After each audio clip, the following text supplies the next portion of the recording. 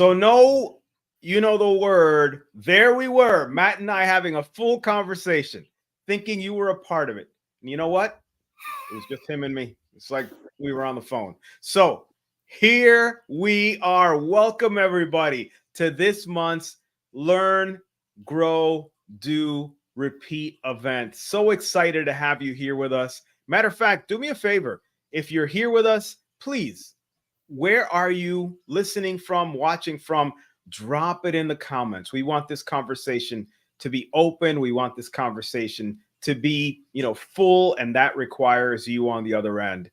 Inevitably, without you, we could just jump on the phone. So I am the Leader Transition Institute Director of Communications. Some of you may know me as a radio DJ for Eagle Online Radio. Some of you know me because I like to type a lot on LinkedIn and share my thoughts.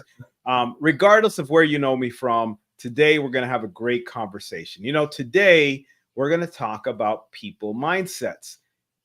People mindsets are all about how we see others and how we experience that conversation, that interaction, and that relationship. And so we are going to talk about that and how we see others in particular. Do we see them as people? Do we see them as objects? Well, someone who is an expert in human dimension and human dynamics is with us today. He is the Vice President of Operations for the Leader Transition Institute. Needless to say, he is Mr. Awesome Sauce, Matt Sidisek. Matt, welcome to the show. Please talk to us about people mindsets. Oh, goodness, Jose. All right. Favorite topic of mine. I absolutely have been studying, how we perceive really and how we see the world for almost 2 decades now. Wow, almost 2 decades. That's nuts. But, there's a couple of caveats I have here.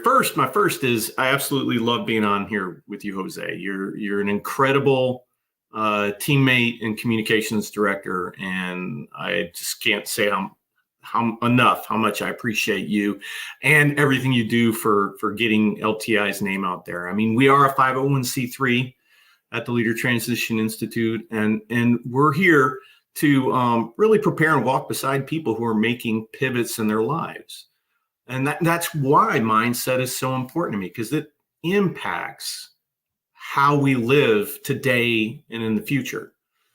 Our flagship program is Changing Focus, moving from we to me. And we do that for our military members and veterans of any era, people retiring, spouses, Gold Star family members. We do that for them because when people transition out of the military, that's a substantial change in mindset, because they've been buried or immersed in that environment for so long.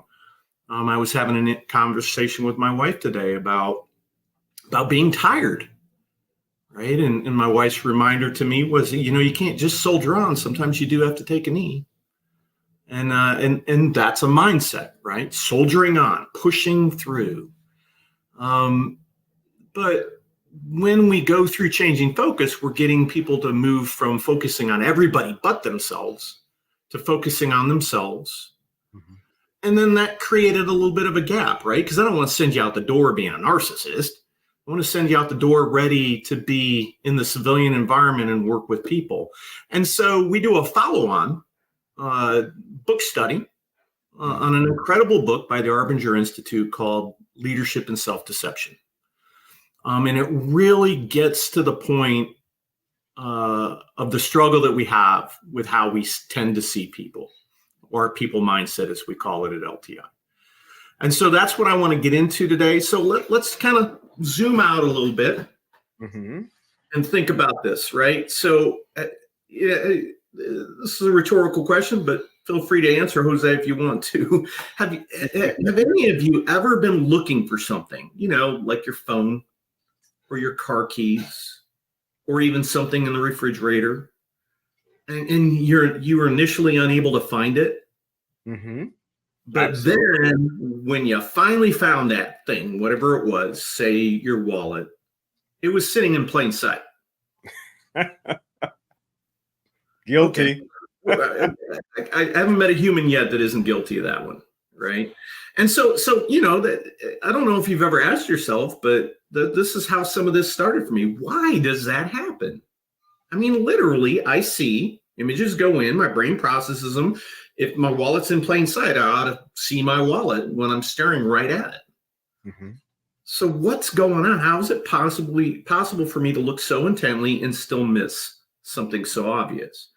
And what that does to me is it makes me wonder even more, right? Well, that's a stationary object. That's something simple. It's not moving around on me. What if it's an animate object, like an animal that has its own, determining factors and it's moving around? Or, man, God forbid, what if I'm trying to see a person or understand a person and I'm so intently doing it that I'm missing things about that person? I'm creating, my own image of them. And that's where that people mindset really kicked in. So what is mindset, right? I mean, that if it always helps to level the bubbles. And the way we define it is it's a subconscious series of attitudes or framework that's formed through our experiences that color or filter and adjust incoming information and affect how we perceive, how we interpret, and how we respond to situations, right? So that'd be people, the environment, my mindset, not finding my wallet, right? Going back to that example, I'm looking for my wallet. Part of me is like, I can't find my wallet. Therefore, now I can't find my wallet, right? Mm-hmm. You get that anxious push to try to, okay, I got to find it. It's got to be here. And you start looking faster and looking faster. And the problem is I'm not really looking. I just think I am because I'm relatively sure it's lost. Right. And so my mindset is it's lost instead of it's found. And so if any of you have ever done that, and sometimes we stumble across it, sometimes we get lucky. What I've found I had to do is I had to stop and go, okay, your wallet's not gone. It's here somewhere. Let's take a focused look at each area where I'm going to look, and then I will find it. And so I slow down and I really look at everything in an area, because if you just look around your room, you'll miss 90% of what your eyes pass over. Yeah, closer to 95%. It's the same when I'm looking for my wallet or my phone, right? And so, or my car keys that have been in my hand while I was looking for them. That one's embarrassing. Your cell phone. Yeah, my cell phone, my son, my where are my glasses? Gosh, if only I could see, I'd find my glasses, right? And so that's all going on. So the framework I'm looking at the world through is what I think is reality, but it's not.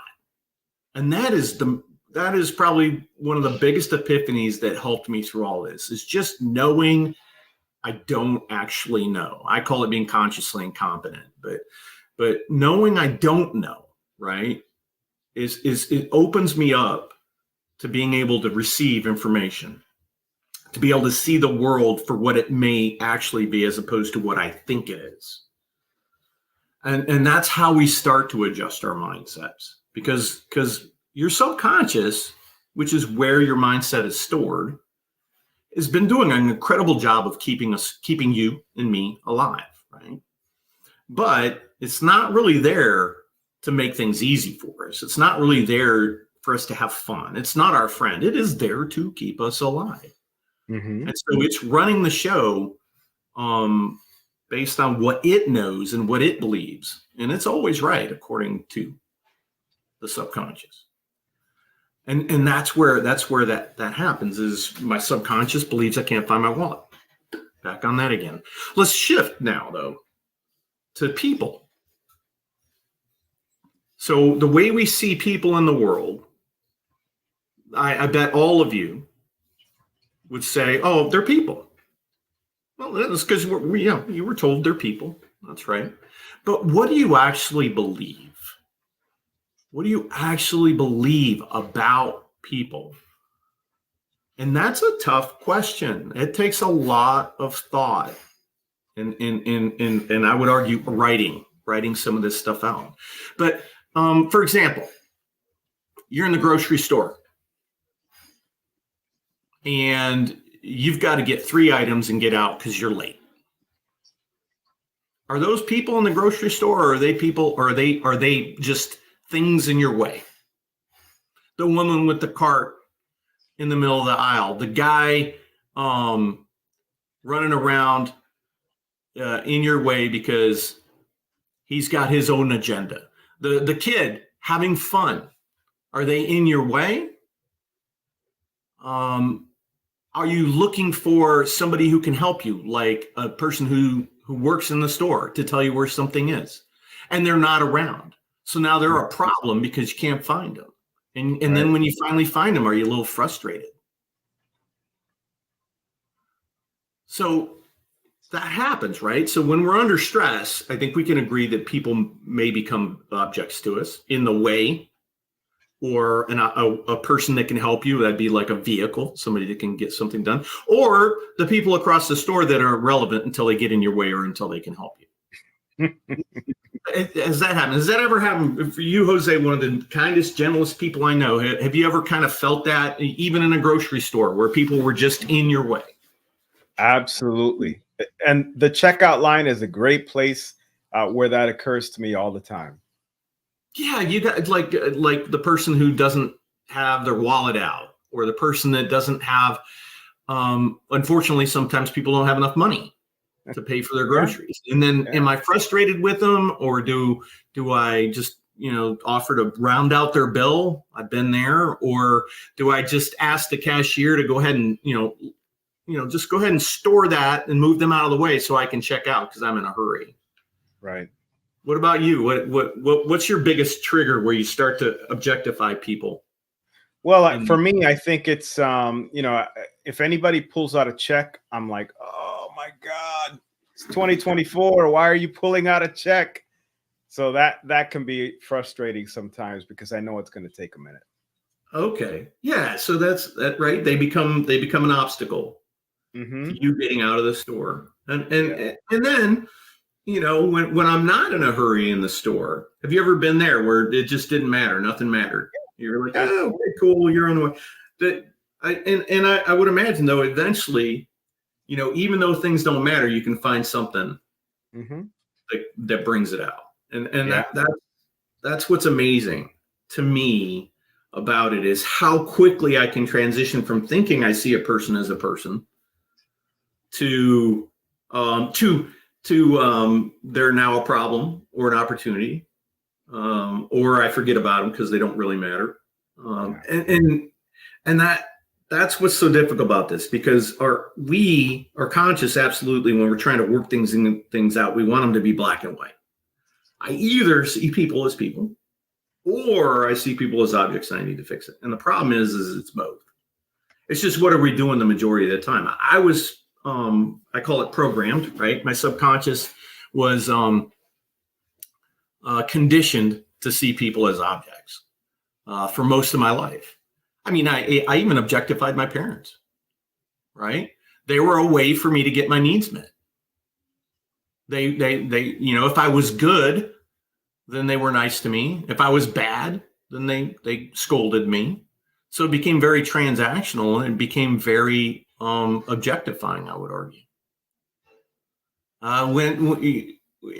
The amount of effort I put into something didn't really matter, but whether I was successful is what mattered. Again, the outcomes, which is very objectifying.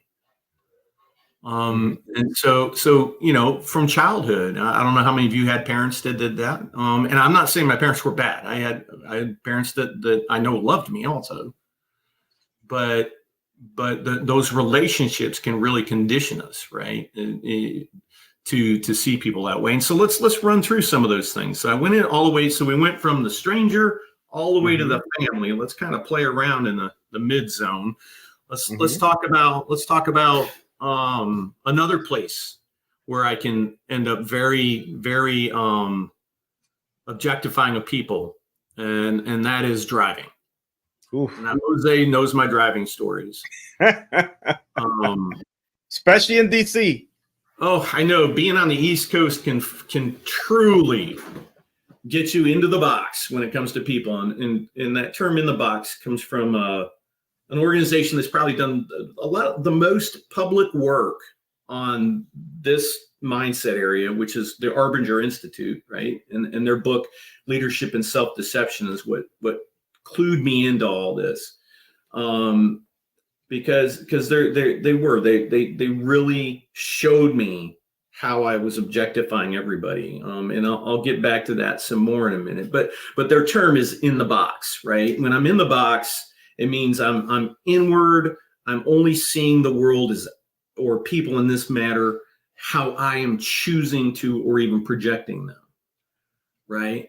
And so think about it. So even though I'm driving, I'm in the box, which is kind of scary if you think about it, because it means I don't really see the world, but I'm driving along and I'm trying to get on the highway, and I'm trying to zipper in like a good person, but the car next to me that I'm about to come in front of speeds up.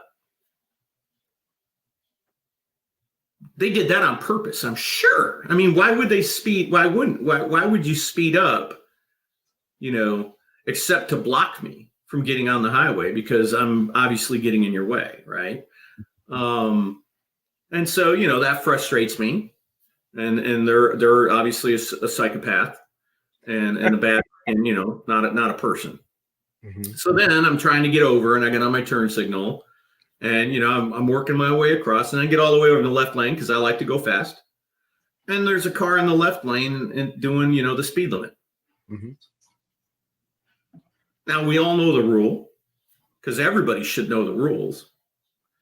And so now I'm getting, they're in my way, and I'm trying to get around them.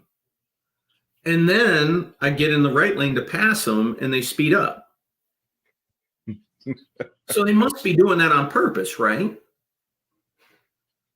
And it goes on, right? Somebody cuts me off. They did it on purpose, right? Or they're just, they're a terrible driver. Well, the truth of the matter is, in all those instances, it could be anything other than what I thought it was. But if I'm in the box, I'm only going to come to one or two solutions. Obviously, they're either doing it to hurt me, or they're a horrible driver. That's usually it. And I remember George Carlin, the comedian, a long time ago. He used to talk about everybody driving, right? They're either idiots or maniacs. The idiots are all driving too slow, and the maniacs are all driving too fast. And that's really powerful to me in that scenario, because I'll share an example with you. I was talking to a group of officers when we were discussing the very issue of traffic as a mindset issue and seeing people. And I had one of the guys that said, well, they were complaining about how people would get in like an exit lane, and they would pass everybody and then come back in, right? They're obviously getting over, they're passing traffic, they're being rude. So I said, what do you guys do about that? Do you let them in? What do you do? And they go, no, you speed up and you tighten up so they can't fit.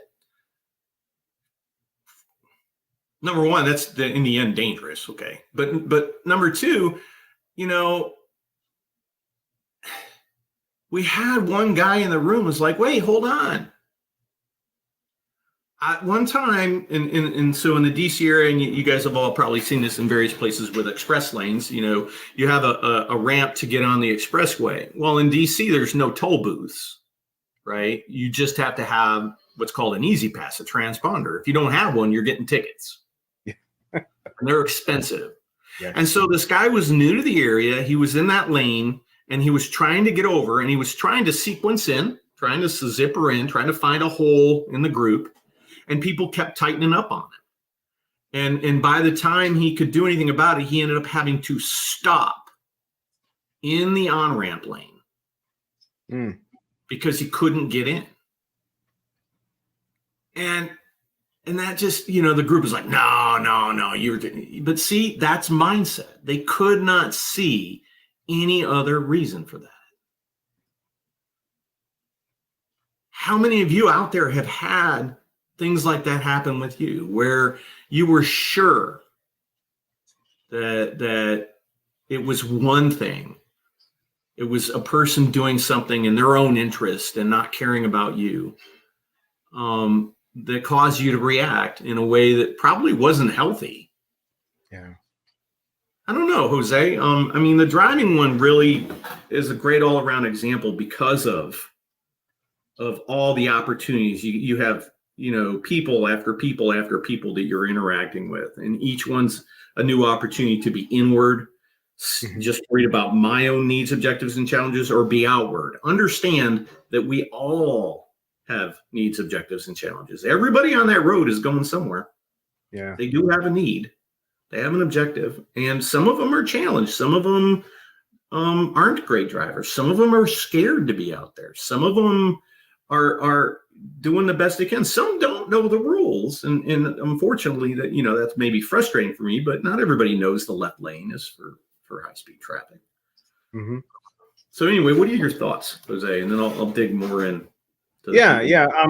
So over a few years, I was listening to self-help books and in the car and watching self-help videos, not in the car, of course, but I did learn about, the importance of, recognizing that those around me, had their own challenges and their own needs. And so I made an effort.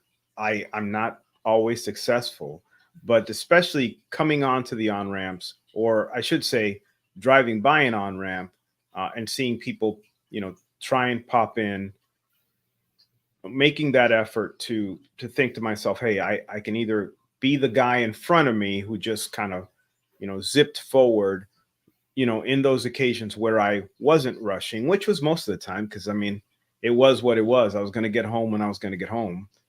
So letting the guy in front of me in, getting that little wave from the guy in front of you, I was like, you know what? I just, help that person get to where they were going to get to, safely, at least my little part of that. So I really do feel like I, gained a lot from learning that and from better understanding, that the world around me isn't always centered on me.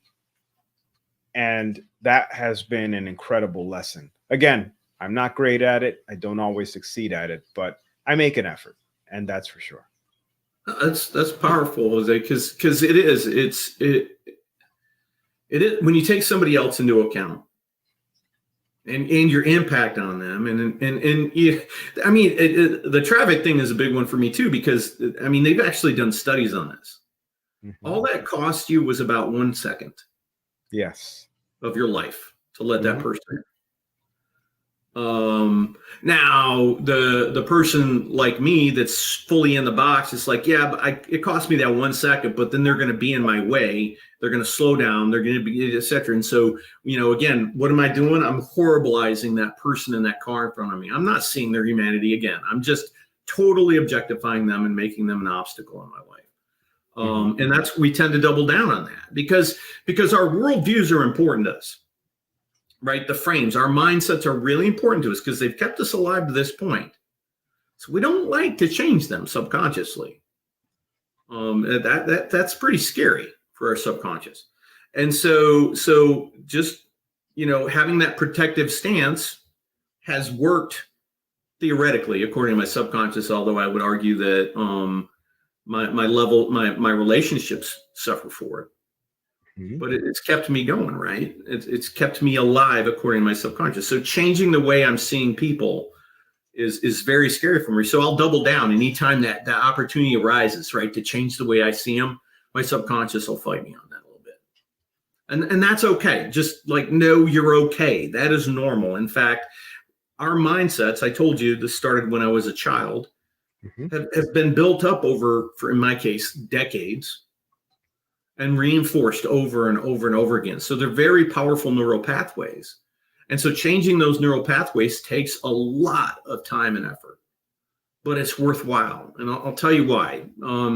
That book, Leadership and Self-Deception, I mentioned. Somebody told me that I should read it because some of the things I was talking about were in line with that, and they thought I would enjoy it. And I really did. It's a business parable. It's about a guy that is very inward or very self-centered. at work and doesn't understand how he's treating those around him, that he's treating them as objects and seeing them as objects. And I got all the way to the end of the book, and there was a part about how you change the way you see people. And I'd been going through that. I've been I just didn't realize I was trying to change the way I was treating people, not how I was seeing them.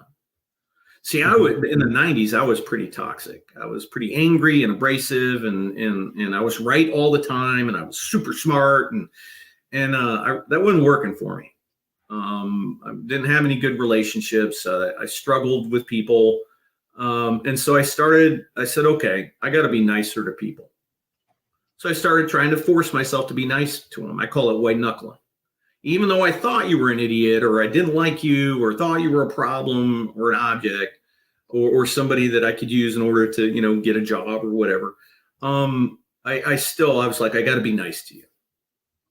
So I tried to change the way I was treating people, but it's almost impossible to change the way you treat people without changing the way you see them. And so I was failing at it. I mean, I'd gone years trying to trying to be nice to people.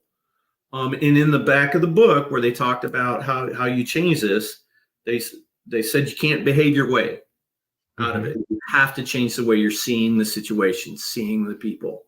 And I tell you what, that was like the 7th level of hell in a good way. I've been trying so hard for so many years and failing. And it was simply because I didn't just relent. I didn't stop resisting everybody around me and start seeing them for who they are as human beings. And for anybody going through that's tragic, honestly, because we miss so much about the beauty of human life in our universe, honestly. And I tell you what, it's lonely, Jose. Yeah. When everybody around you is irritating or lazy or a superstar, right, that you want to just latch onto, whatever. That's totally, for me, missing the sweet spot of life, which is human connection. Yeah. And so that's why I'm so passionate about, particularly my people mindset in the struggle they're in, because I still lose it when I'm driving. I still get focused in the grocery store. I still get frustrated with people in my family at times. And that's part of me being human and working to overcome it.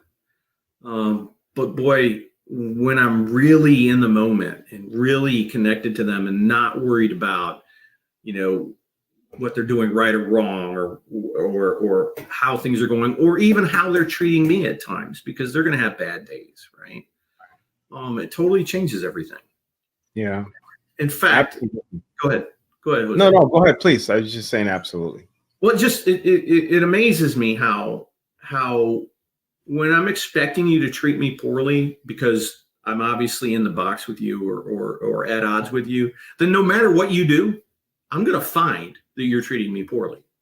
I'm going to find that you're doing, if you do something nice for me, you're just trying to manipulate me. What do you want? What are you trying to do? Right. And so that's what's amazing is when I'm inward or in the box with a person, they can say something to me like, "Hey, Matt, what a nice day outside." And I'll be like, "Why are you talking to me? What are you trying to get? What? Okay, you're teeing something up. You're about ready to hit me with a zinger." Right? But then I can walk over to somebody who I'm not in that place with, and they can say, "Matt, what a nice day outside." And I'm like, "Oh, yeah, it's beautiful. Oh, yeah, what a nice day." It's the same statement from two different people, but it's how I'm regarding them and how I'm coloring what they're doing with me. Yeah. And it doesn't mean that person that I've got a problem with isn't a problem. It doesn't mean that they're not in the box. It doesn't mean anything. But it is how I'm coloring a simple statement. And that's that to me is tragic, because I mean I'm missing an opportunity, because if it's a person that I know and I'm working with them, whether it be in my family or at a job, if I'm at odds with them, am I doing as good as I could be doing? Am I performing as well? Who's suffering for that? I think a lot of people, I'm suffering because I'm miserable because of the way I'm interpreting that person. They're probably suffering because they're picking up on how I'm seeing them. And then our work is probably not nearly as good. So that means the business is suffering, our coworkers are suffering, our customers are suffering, all because I'm choosing to see a person a certain way. Mm-hmm. And that is deeply unfortunate. And I think a lot of us, I know my defense mechanism is, oh, I don't really do that. You know, the people I see that are problems. But are they really? That's my question for everybody is question that. Don't, you know, I always say start, the further out you can start, the better. Like driving. That person you think's a problem, really take a look and see if they're a problem. Work on people in those short interactions, because they're the clearest view you're going to have. Mm-hmm. It's really hard to overcome years of objectifying people that, you know, like family members, and being objectified by them, and everybody's in the box, and pretty soon, you know, we're all objectifying each other, which just gets us into what we call, Arbinger uses the term collusion, because collusion by definition is basically people working together in a secret manner towards some nefarious outcome, right? That's basically what collusion is. Well, if you think about it, if I'm in the box and I'm treating people horribly because I see them as objects, and people are treating me badly because they see me as an object, we're probably going to feed on that. And it's just going to go round and round and round and round. And it's probably not going to end well. But we both aren't able to even see what's happening. So it's secret, and it's heading towards a nefarious outcome. So that's why they use the term collusion. And those are harder to overcome and see. Mm-hmm. So starting externally and work your way in is the best way to do that. If you can start with your family, that's great. It's such a sore spot in many cases. If I have problems in a relationship, resetting that view can be difficult. I absolutely recommend it. It is the best place. Yeah. But it's the hardest. Yeah. Go ahead. Yeah, no, that makes sense. I mean, I think you know, those relationships that are deepest are those relationships that, you know, we may want to work on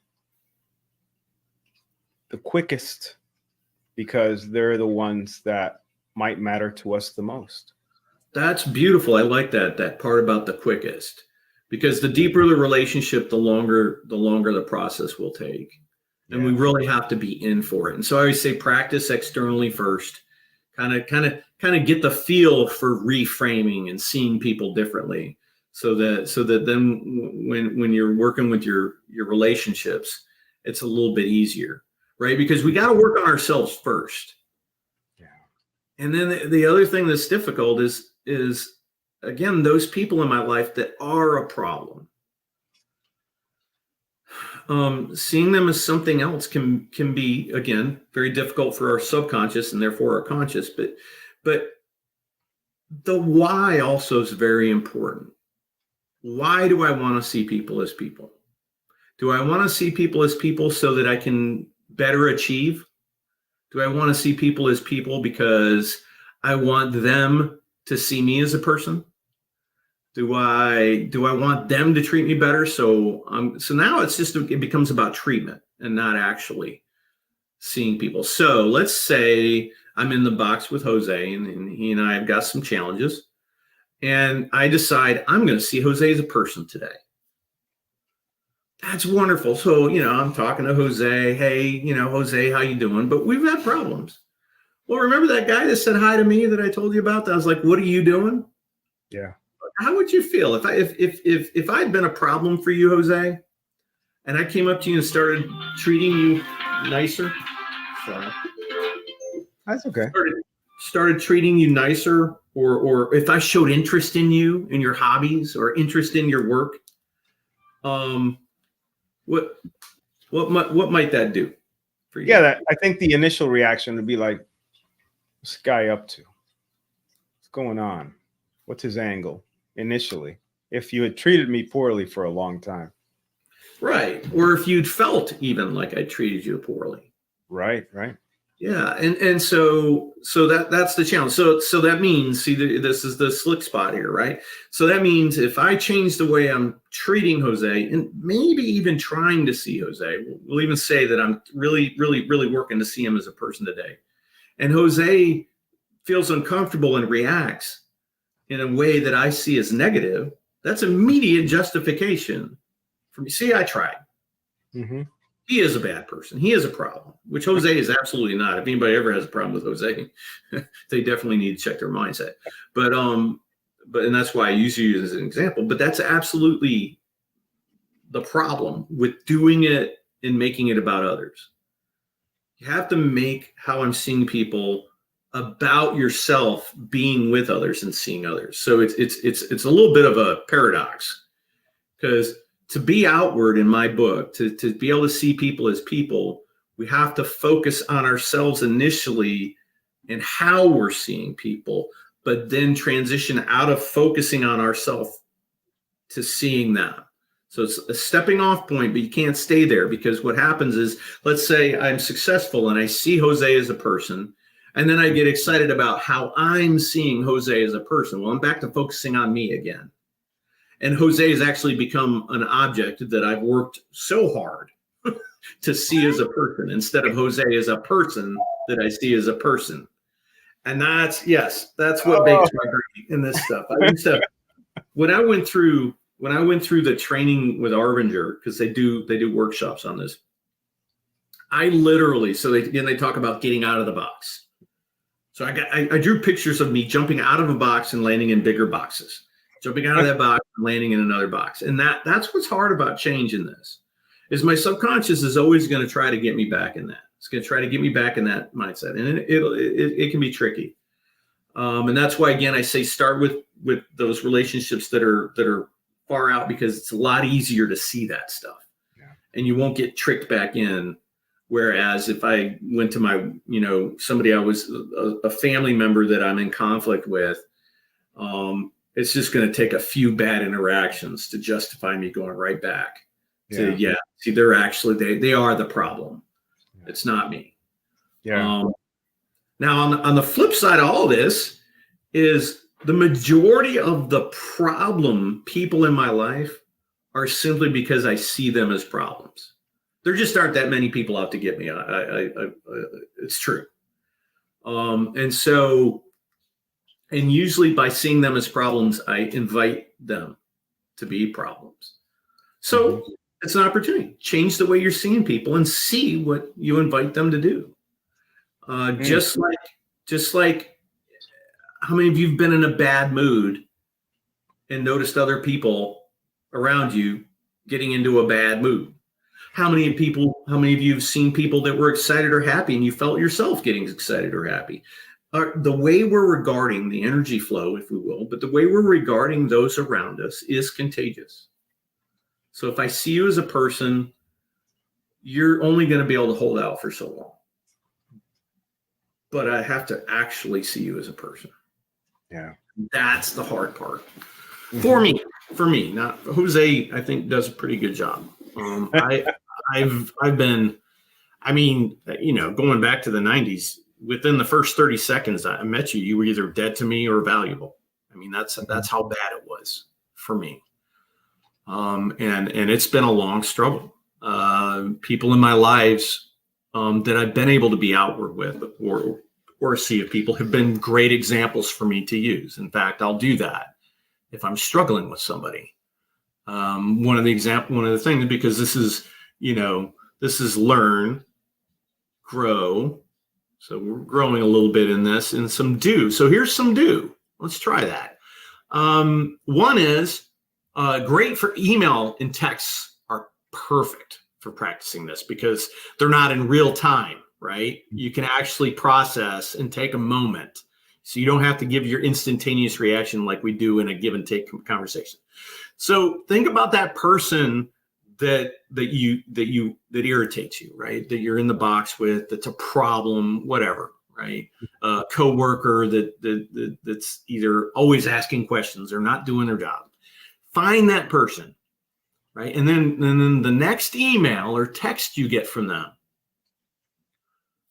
take a moment and change the name of the person that sent it. So you got problem person over here. In my case, it's Jose. And so I'm going to change it to, my buddy Annie, right? Okay, this is from Annie, not Jose. And then I'm going to read it, and I'm just going to keep reminding myself that this is from Annie. I promise you that if you do that, if you switch to somebody that you feel really good about, that you feel connected as a person to, that you have that relationship with, it will read differently every time. That's one way to do it. Another way to do it is have somebody who isn't in conflict with this person, or doesn't see this person as a problem or challenge, who sees them in a different light, maybe as a person. Have them read it and tell you what they think it says. And then respond to it after that. Yeah. And respond to it as if for you, as if you're responding to that person that you don't have the conflict with, or listen to what your friend tells you should say and work that out. You'll be amazing. Yeah. You'll be So amazing. I shouldn't write this, right? Yeah. Per my last email. You're right. Yeah. No bueno. Yeah. You also probably definitely don't want to respond with all your vitriol about why they're sucking the life out of you either. I've done that. Doesn't help. Guess what you get? Guess what? When you respond in the box, if I'm in the box and I respond to that person from that inward perspective of they're a problem and I have my needs, objectives, and challenges, do you think that is more or less likely to invite them to change the way they're seeing me? Oh, it will. Yeah, absolutely. It'll invite them. Absolutely. If I respond in a negative manner to this person, they're going to just give me more of what I'm given. Yeah. So if I respond in a way seeing them as a person, right, and understanding they have needs, objectives, and challenges, then that's going to present the opportunity for them. Now, will they change? You can't control that. Yeah. But I can almost guarantee that they will not change if I don't change the way I'm seeing them. Absolutely. And that's the part that you guys are just not going to like me for. Right. I always say that if we're ignorant to things, okay, we kind of, things go the way they go. But when we know what we can do to solve something and the other person doesn't, who has the obligation to try? That's right. I do. Mm-hmm. And so trying to see people as people, that's my challenge for you. Really question how you're seeing people, everyone across the board. Certainly internally question it. I absolutely don't say, don't change the way you're treating your family. No, absolutely change the way you're treating your family. I'm just telling you that is a tougher area to work on because of all of the backstory that's reinforcing those views, and so it can be a minefield. Yeah, but absolutely. If you're up to it, go for it.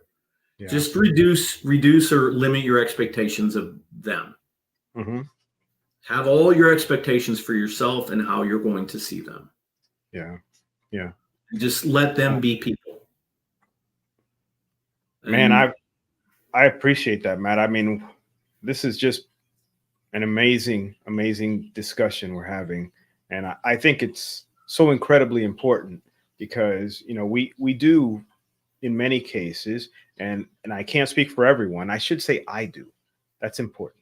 I do find myself in positions where I have to choose between seeing someone as a person and seeing them as an obstacle, as an object in my way, and I need to do better. And others might feel the same way who are watching. We need to do better at it because it changes the dynamic, and it, by the way, it's a benefit to all of us, right? I mean, if I see people as people, it's a good thing. I mean, that's what's amazing to me, right? You know, and I drive people nuts sometimes on this because I'm very particular about how you treat people. If I go in and treat people nice because I want to get something, Right.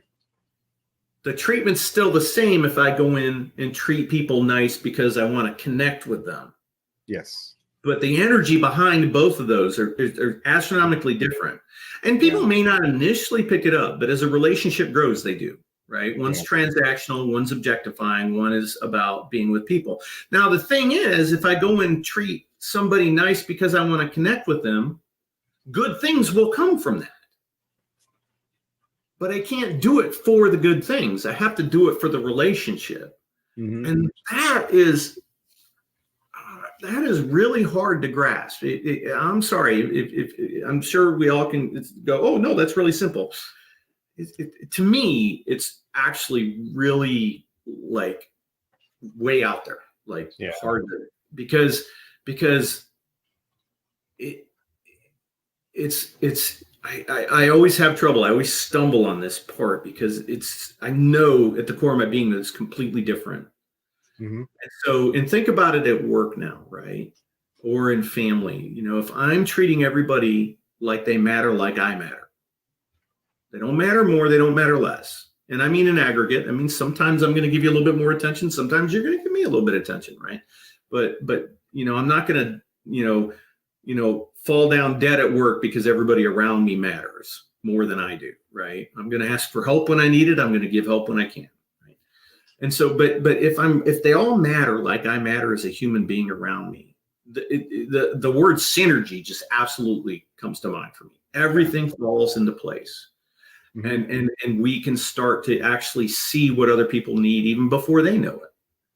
And that's another indicator when I'm in a place is if I might come across a piece of information that you need to know, Jose.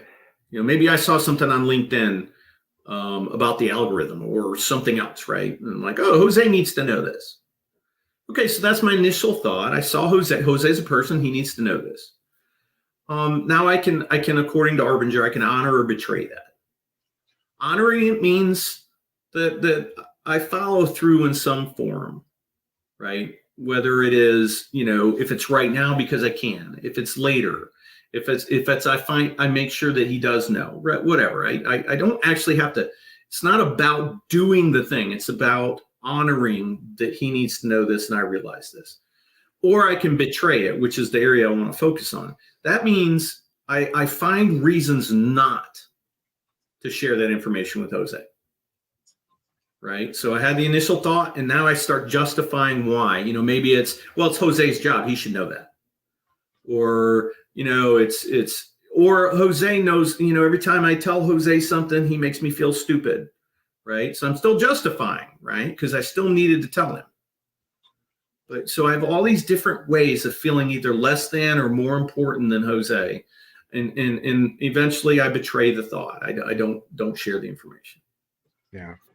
And that's practice that out in the world when you think somebody needs to do this. And I've had it happen. I betrayed myself. I was shoveling snow a couple of years back, and these old people were having some trouble getting up the hill in their car. And I said, oh, I should go help them. And then I'm like, oh, I got to get the snow shoveled. I started justifying. So I betrayed that thought.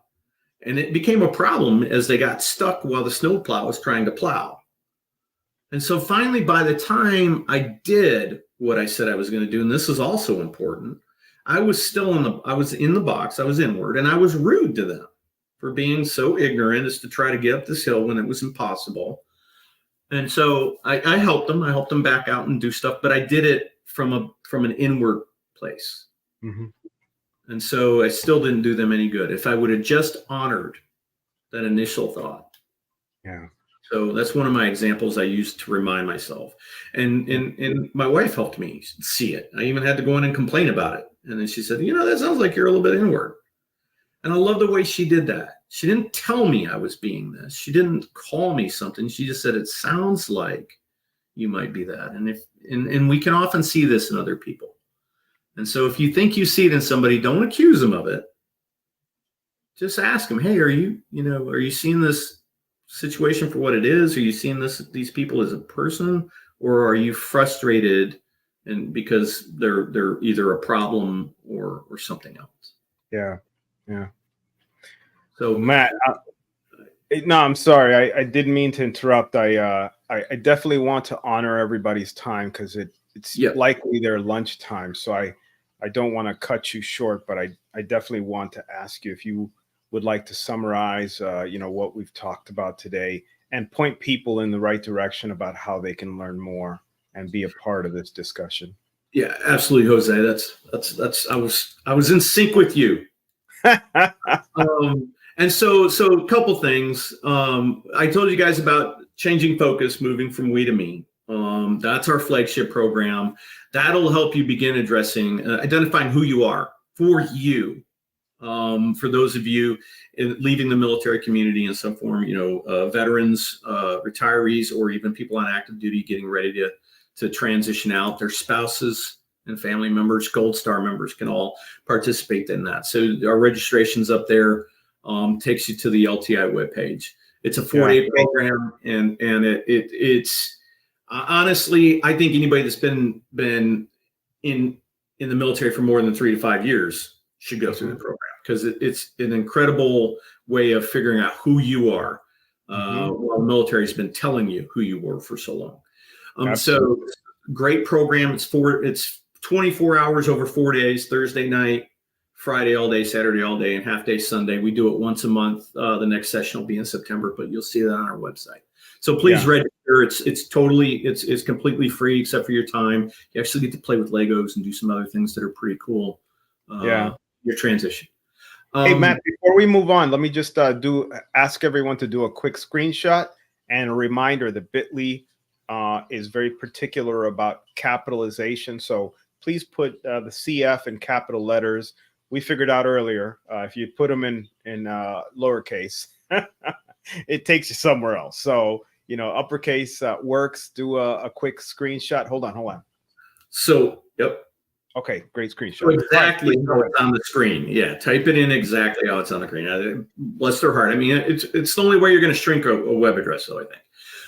So thank you for that. The other thing that goes with this, I told you guys about Arbinger, and you can certainly go to arbinger.com and look them up. And they're a great organization, and they have all kinds of resources and that they charge for, and that's fine, right? It's a business. Or if you're an alumni of Changing Focus or registered for Changing Focus, we have a free book study that we're doing starting July 1st. And it's for the month of July. It's 5 weeks. It'll be Monday nights, Eastern Standard Time, 8 to 9:15, I think, or 8 to 9 p.m., where you will be expected to have read the book because it's a book study. And we will discuss in depth everything that we learned from the book. And again, it's for alumni or future alumni. If you're scheduled for a We to Me, then you're perfectly fine to sign up for it. I cannot stress this enough. This changed my life. And I think my wife would tell you it changed her life, and my children would tell you it changed their lives, and my grandchildren would tell you it changed their lives. My coworkers, I've got plenty of them that have told me it changed their lives, simply because I changed and started seeing people like people. So do you have the link for the alumni people mindset? Yep, people mindset. There it is. There we go. Yeah. So take a screenshot of that. Yep. And again, as long as you're an alum or registered for a cohort, we will get you into this. It starts Monday next week. This Monday. Oh, wow. Okay. So you got time. You got time. You got time. The book is like a 4.5-hour read, and our first session is really getting us into it. So please, we'd love to see you. That's everything I have about that. That's all I have to say about that. I appreciate it, Matt. Thank you so much. I'm dropping the Leader Transition Institute.org website as well. Feel free to go by there and take a closer look at, our organization, what we do, why we do what we do. And of course, inevitably, there are tabs to look a little closer at the Changing Focus program. And again, I'll pop in the People Mindset. It's an amazing discussion forum with amazing people who are around you looking to be better, internally, and make the changes to connect with the people around them. So I highly encourage you to do that as well. And so, go ahead, Matt. No, thanks, Jose, because it'll change your life. I promise you. It will in one form or another. Either it'll validate some of the thoughts you've been having, or it will open you up to some of the blind spots or mindset lids that you've developed over time. You're a human being. That's normal. Yeah, absolutely. Well, listen, Matt, thank you so much for your time and for your wisdom this month. And as always, we do the learn, do, grow, repeat. Why can't I say repeat? Learn, do, grow, repeat sessions every month. And so we'll pop up the information. Please, if you'd like to listen back to the program, you can check us out here. A lot of times, for ease of use, you can go to our YouTube page. Just search for Leader Transition Institute. You can do the same on Twitter. You can do the same on Facebook, whatever platform works for you, so that you can rewatch the program and hopefully gain from what Matt shared, and hopefully from our conversation as well. Thank you to everybody who was in our discussion forum and was engaging. I very much appreciate you, and we will be back next month with another edition of Learn, Do, Grow, Repeat. Thank you, everybody. Thank you. Thank you for your time.